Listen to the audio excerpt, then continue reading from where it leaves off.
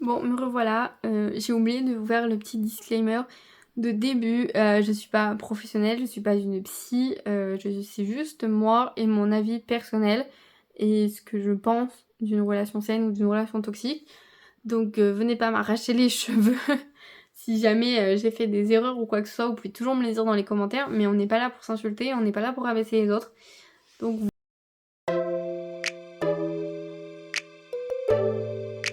salut tout le monde, bienvenue sur ma chaîne, donc bienvenue dans une nouvelle vidéo. Aujourd'hui on va aborder le terme des relations saines, comment cultiver une relation saine et c'est quoi une relation saine. Excusez-moi, j'ai du mal aujourd'hui. Que ce soit avec vos amis, avec votre famille, avec votre partenaire de vie, c'est important d'avoir des relations saines et c'est important de savoir aussi reconnaître les relations toxiques. Et si jamais vous avez des conseils pour vous en débarrasser, en est preneur dans les commentaires. On va commencer par la première partie qui est la définition même d'une relation saine. Qu'est-ce que c'est? Alors, pour commencer, une relation saine se caractérise par plusieurs éléments distincts. Selon moi, hein. Bien sûr, je suis pas médecin, je suis pas professionnelle de la santé ou quoi que ce soit. Moi, je vous parle de mon expérience personnelle. Donc, faites aparté si vous avez d'autres définitions d'une relation saine. Vous pouvez me les donner en commentaire, il n'y a pas de problème. Pour moi, ça commence par une communication ouverte, c'est-à-dire pouvoir parler de tout librement, de tous les sujets, et bien sûr qu'il n'y ait pas de tabou entre les deux personnes, pouvoir parler de, en fait, pouvoir communiquer sans se sentir jugé ou sans avoir cette peur de ah oui mais si je lui parle de ça, il va le prendre de travers, ça va mal se passer. Enfin, communication ouverte. Voilà, on va mettre ça comme ça. Après, je pense que le respect mutuel donc entre les deux personnes, c'est quelque chose de très important aussi. On doit savoir se respecter l'une et l'autre, respecter les opinions de chacun et bien sûr respecter les limites des deux personnes. La confiance. La confiance, pour moi, c'est essentiel dans une relation. En fait, je suis le genre de personne qui pense que s'il n'y a pas de confiance mutuelle, eh bien, ça peut pas marcher. Enfin, je sais pas, dites-moi ce que vous en pensez, mais moi, si je fais pas confiance à la personne, je peux pas continuer. En fait, je préfère tout arrêter et m'arrêter là, en fait, parce que s'il y a pas de confiance, pour moi, il y a rien du tout. Donc voilà, ça se construit avec le temps, ça se base sur de la, comment on pourrait dire ça, l'honnêteté, la fiabilité de la personne, voilà, la confiance. Et après, bien sûr, le soutien émotionnel, être là l'un pour l'autre dans les bons comme dans les mauvais moments et savoir se soutenir, être là l'un pour l'autre.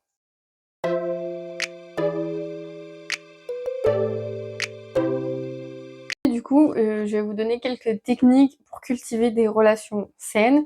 Maintenant que vous savez ce que c'est, on va pouvoir passer à la suite. Comment je pourrais vous définir ça? Je suis des petites notes comme la dernière fois pour être sûre de rien oublier. J'ai marqué en gros point en premier l'écoute active. Alors, l'écoute active, c'est prêter une attention totale à la personne qui est en train de vous parler. Vous l'écoutez vraiment. Vous savez répondre à ce qu'elle est en train de vous dire et vous répondez pas à côté de la plaque, vous n'êtes pas complètement distrait. Ça veut dire qu'on pose des questions, qu'on s'intéresse et bien sûr, on écoute. Et surtout, voilà, vous montrez que, parce que vous pouvez poser des questions, vous pouvez lui répondre, mais il faut pas faire oui, oui, ok. Vous voyez, faut vraiment s'intéresser à la personne, poser des questions et montrer-lui que vous comprenez ce qu'elle est en train de vous dire, ce qu'elle est en train de vous expliquer et soyez impliqués. Savoir gérer les conflits, c'est quelque chose qui peut être très difficile pour certaines personnes, certains couples aussi et certaines amitiés. Les conflits, c'est inévitable, il y en a toujours, même des fois c'est pour des trucs stupides, mais il y en aura toujours. Enfin, je connais pas de relation où les personnes se disputent jamais, mais du coup, ce qui compte en fait, c'est pas le sujet de la dispute, c'est comment vous le gérez derrière, comment vous-même vous arrivez à le gérer de votre côté et comment vous le gérez après à deux. Nous, ce qu'on fait, mais en fait, on discute énormément. Donc du coup, le plus simple, c'est quand on se dispute, en général, on se pose chacun de notre côté, on réfléchit et après on revient et on pose une solution. Genre, et s'il y a pas de solution, on la trouve ensemble. Ouais, c'est discuter, écouter l'avis de l'autre aussi, c'est important. Il faut savoir écouter l'avis de l'autre parce que on n'est pas tout le temps d'accord et c'est normal. Il faut trouver un juste milieu après, donc, mais voilà, ça s'appelle discuter en fait. On peut discuter sans se disputer, ça arrive, hein, mais c'est quelque chose qui se travaille et qu'il faut travailler ensemble.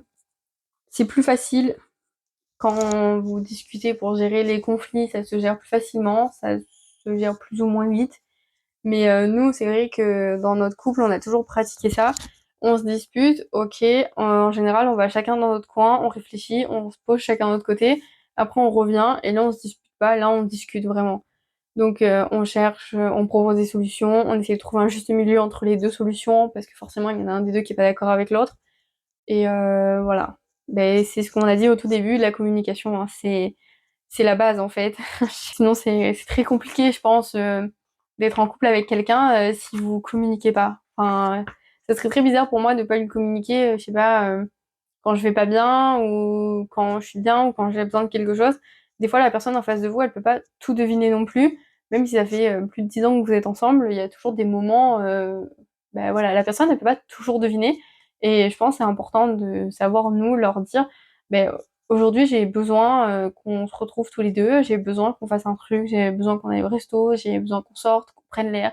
Ou alors l'inverse, hein, j'ai besoin d'être un peu seule, on est trop collés, j'aimerais bien sortir un peu sans toi des fois, vous voyez. Il faut savoir discuter, trouver le juste milieu et la meilleure solution qui convient, en tout cas pour les deux personnes. Après, mais du coup, ça rejoint le point que j'avais mis juste après, c'est exprimer ses besoins et ses limites. Je pense qu'il faut pas avoir peur de dire à l'autre personne quand vous avez besoin de quelque chose, ou au contraire, quand là, c'est stop, ça allait trop loin. Et c'est important. Vous, déjà, ça vous permet de bien clarifier la situation, que l'autre personne, elle soit pas tout le temps en train de deviner et vous, tout le temps en train de répéter ou au pire de rien dire et de laisser continuer des choses qui vous plaisent pas. Donc ça, c'est important pour une bonne relation, c'est mais que tout soit clair, que les limites soient posées et que les besoins de chacun soient respectés. De qualité. Alors ça, je pense, c'est propre à chacun, mais vous pouvez passer du temps ensemble, faire des activités ensemble. Si vous avez une passion commune, ça peut toujours être intéressant de le faire ensemble. Qu'on fait beaucoup, c'est qu'on va au restaurant, on va au cinéma, on marche aussi énormément. Après, c'est tout. Si en passion commune, on regarde des séries ensemble ou on regarde des films ensemble qu'on aime bien, enfin, voilà, faut se créer des souvenirs et renforcer des liens. Il faut que ça soit positif. Si vous cultivez que le négatif, négatif tout le temps, ben forcément, vous allez avoir que du négatif et vous allez voir que du négatif. Et ça, c'est pas très bon. Il faut savoir se créer des souvenirs positifs. Peut-être des fois il faut forcer les choses, on sait pas, genre la personne elle a pas trop envie de sortir, mais peut-être qu'au fond ça lui ferait du bien. Mais vous pouvez lui dire, mais tiens, j'ai trouvé cette randonnée là pas mal à faire dans les coins, faut faire le tour d'un lac, c'est 7 kilomètres, tu veux venir avec moi? Oui, non. Enfin, vous voyez. Enfin, voilà, faire des activités ensemble. Je sais pas vous ce que vous faites comme activité dans votre couple, dites-moi dans les commentaires, ça m'intéresse d'avoir toujours des nouvelles idées, hein, parce que à bout d'un moment, en fait, on fait toujours la même chose. Et ça, c'est un autre sujet. Mais du coup, ouais, dites-moi, vous faites quoi, vous, en couple, en deux, en deux, à deux, ou avec vos amis? Qu'est-ce que vous aimez faire avec vos amis? Ça peut toujours être intéressant. Et après, bien évidemment, donc les relations, ça s'entretient sur le long terme. C'est pas parce que vous êtes avec la personne depuis très longtemps que tout est acquis et que la personne vous est acquise entre guillemets, même si c'est un peu bizarre de dire ça, parce que j'ai pas l'impression qu'on est acquis à quelqu'un. Enfin, je sais pas, c'est bizarre. Dites-moi. Je trouve que c'est bizarre de dire ça. Mais voilà, il y a toujours des choses à apprendre sur l'autre personne. Donc ce que je dirais, c'est qu'il faut continuer d'apprendre à connaître l'autre personne. Il y a toujours des trucs qu'on découvre qu'on savait pas. Même nous, ça nous arrive encore 10 ans après. Vraiment, ça, je vous le conseille. Hein. Vous pouvez, je sais pas, moi, la personne, elle a peut-être découvert une nouvelle passion, donc on se pose des questions, on montre de l'intérêt. En fait, il faut rester curieux de l'autre. Parce que au bout d'un moment, ben, la routine, ça s'installe et tout. Mais ouais, je pense qu'il y a toujours des choses à découvrir sur la personne avec qui on est, que ce soit amical ou amoureux. C'est cultiver l'intérêt, cultiver la curiosité, s'intéresser à l'autre. C'est important. Il faut savoir exprimer votre gratitude envers l'autre personne. Alors, vous allez me dire, oui, mais moi, je fais ça, on me dit jamais merci, machin et tout. Ok, je l'entends, j'ai compris. Mais c'est important en fait de lui montrer ce qu'il apporte à votre vie. Que ce soit, comment vous dire ça? Même des fois juste merci, ça change tout dans une journée. Vous avez passé une sale journée et votre compagnon, vous rentrez et vous a, je sais pas moi, préparé un bain ou il a fait un repas, un truc basique quoi. Même des fois juste un truc basique, ça fait du bien et donc faut rentrer, ben l'important c'est de dire merci. Il y a beaucoup de gens, je trouve, ils disent de moins en moins merci. Pourtant c'est un petit mot, hein, ça ne prend pas beaucoup de place dans une conversation. Mais c'est quand même quelque chose d'important. Enfin, on apprend aux enfants à dire merci de rien, s'il te plaît. Et ça se perd énormément à l'âge adulte. Travaillant dans la restauration, je peux vous dire que les merci se font de plus en plus rares. Mais c'est pas grave, on fait avec. Ça n'a rien à voir avec les relations de couple.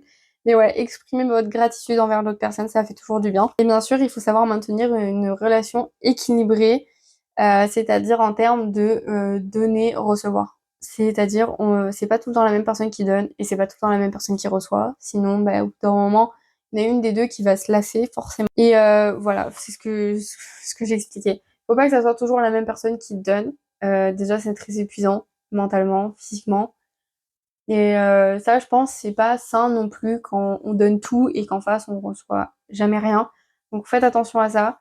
C'est donnant-donnant. C'est une relation, ça se construit ensemble, ça se fait ensemble, ça s'entretient ensemble. Il faut que ça marche dans les deux sens, sinon c'est pas possible. Enfin, on est toujours sur mon point de vue, hein.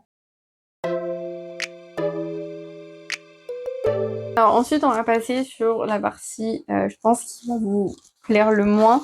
C'est reconnaître et éviter les relations toxiques. Alors je sais que c'est très difficile quand on est dans une relation toxique d'en sortir, mais c'est important pour vous-même déjà de savoir quels sont les signes et si jamais vous pouvez vous en sortir de vous-même, tant mieux.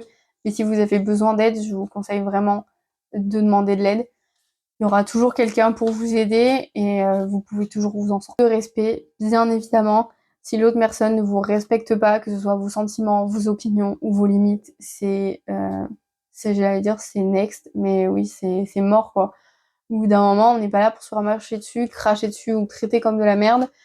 Donc, pas de respect, pas de relation. Le contrôle et la manipulation, il y en a énormément, je trouve. Vous savez, après, je vais pas parler de tout ce qui est pervers narcissique et tout, c'est pas mon domaine, je suis pas psychologue. Mais il faut faire attention aux personnes qui contrôlent et qui manipulent les gens, surtout dans le but d'obtenir ce que eux ils veulent en fait. C'est pas du tout pour votre bien, c'est pour leur bien à eux. Ça dépend du vôtre, ouais. C'est pour ils font passer leur bien aux dépens de ceux des autres. Et ça aussi, c'est non, non, non. Le respect, on va dire le soutien. Genre soutenir la personne quand ça va pas. Et au final, elle est jamais là. Ça aussi, c'est pas bon dans une relation parce qu'on en revient au donnant-donnant. Quand vous avez besoin d'aide, bah, y a personne. Et quand eux, ils ont besoin, bah, vous êtes là. Donc, c'est pas possible, en fait. Genre, tout le monde a besoin d'avoir quelqu'un qui l'écoute. Tout le monde a besoin d'aide à un moment donné. On a tous des problèmes à gérer. Donc, ça aussi, c'est pas possible. Et aussi, bien sûr, le fait que la personne en face de vous minimise vos problèmes. Alors ça, il n'y a pas de petits problèmes ou de gros problèmes. On a tous chacun des situations difficiles à vivre. Et si la personne en vous est pas capable de comprendre que même si c'est un petit truc, ça vous fait du mal, et ben c'est pas possible. Enfin, à un moment donné, elle est pas à votre place, elle sait pas tout ce qui s'est passé, elle est pas en mesure de comprendre totalement la situation. Donc la moindre des choses, c'est qu'elle écoute activement et que ben elle juge pas déjà pour commencer.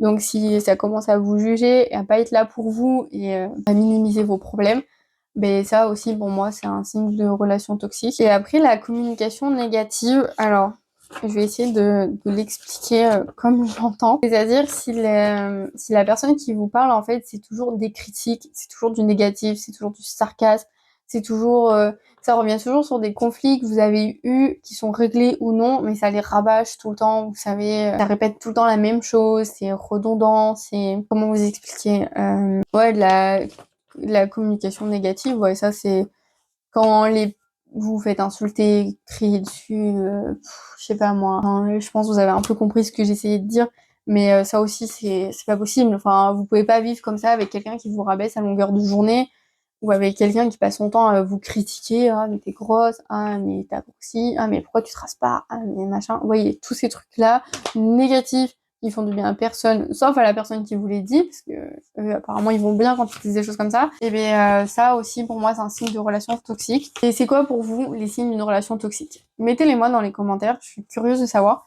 Moi j'ai mis les principaux qui me venaient en tête. Après je pense qu'il y en a d'autres, il y en a plein. Donc si jamais on peut discuter, dites-moi en bas ce que vous pensez. C'est quoi pour vous les relations toxiques? C'est quoi pour vous les signes, les red flags, on va dire, là je pars, j'arrête tout, que ce soit amical ou que ce soit amoureux, on est d'accord, hein, on parle de relations. Voilà, écoutez, c'était une petite vidéo comme ça, je me suis dit, un peu comme la vidéo que j'ai fait sur l'amitié où je vous explique un peu mon point de vue, je me suis dit que ça pouvait vous intéresser. J'en ai préparé une dizaine de vidéos comme ça, donc voilà, écoutez, c'est tout pour moi. Je suis curieuse d'avoir vos avis, vraiment. J'ai vraiment envie de savoir pour vous c'est quoi la base d'une relation saine et c'est quoi une relation toxique. Comme ça, on pourra discuter ensemble dans les commentaires. Donc voilà, j'aime bien discuter avec vous. Après, si vous préférez, vous pouvez discuter avec moi sur Instagram. C'est Melina-8 GDR. Voilà. Écoutez, c'est tout pour aujourd'hui. J'espère que vous allez bien, que vous avez passé une bonne journée ou une bonne nuit si vous me regardez le matin. Et j'espère que mes conseils, enfin c'est pas vraiment des conseils, mais j'espère que mes petits, si c'est un petit peu des conseils, j'espère que mes conseils ils vous aideront à avancer vers des relations saines et qui vous aideront à éviter des relations toxiques si c'est possible. Et puis on va finir la vidéo avec le fait qu'il faut pas oublier que n'oubliez pas que les relations, les bonnes relations en tout cas, ça prend du temps. Ça demande des efforts et ça demande énormément de communication. Voilà, si jamais cette vidéo vous a plu, ben, n'hésitez pas à liker, à commenter, à la partager à des gens à qui ça pourrait les intéresser. Et voilà, merci d'avoir regardé et à bientôt dans une nouvelle vidéo. Bye!